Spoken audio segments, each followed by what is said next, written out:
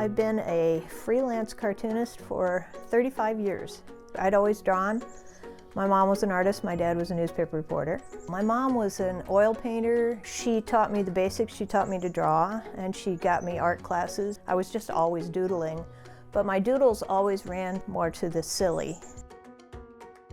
As soon as I started actually freelancing and actually doing, doing cartooning for a living, I was scared to death. I had no idea where to go. I would go to school supply stores and look at the workbooks. I would send samples out to those publishers.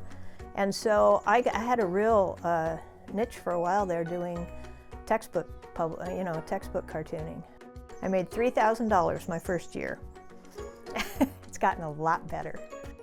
The textbook stuff that I was doing for kids sort of morphed into children's books, and I had been trying to get into Highlights magazine for years, and one day they called me up and I ended up working for Highlights. I was in every month for 12 years.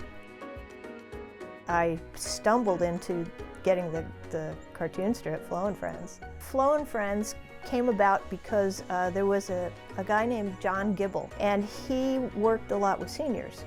So he was sitting with my friend one day and he said, "I'd love to do a cartoon strip about seniors, but I'm not funny and I can't draw." And she said, "Well, that's a hindrance."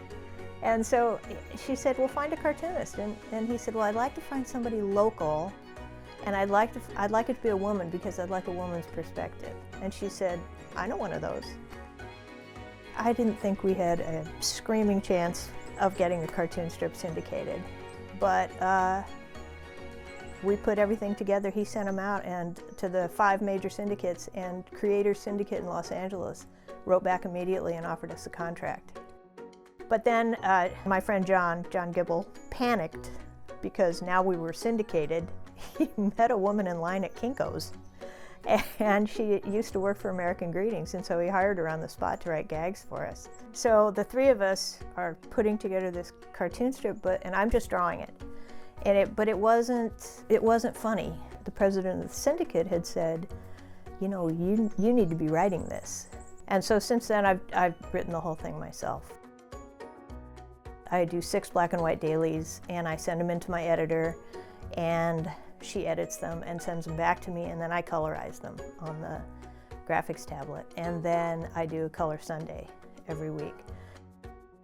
My cartoons tend to be really ridiculous. I have a very bizarre sense of humor. I'm still illustrating children's books and some paying stuff for animal welfare groups. I get a lot of really nice feedback. I mean, I always say the great thing about being a cartoonist is that no matter where you are, you can be standing there at a cocktail party talking to, the stuffiest person in the world, and they'll say, "What do you do?" And as soon as I say I'm a cartoonist, for a split second that person is a kid and says, "Wow, really?"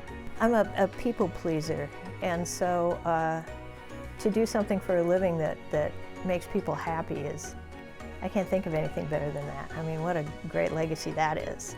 I'm going to be leaving all this artwork in the world that hopefully is going to make people laugh for years to come.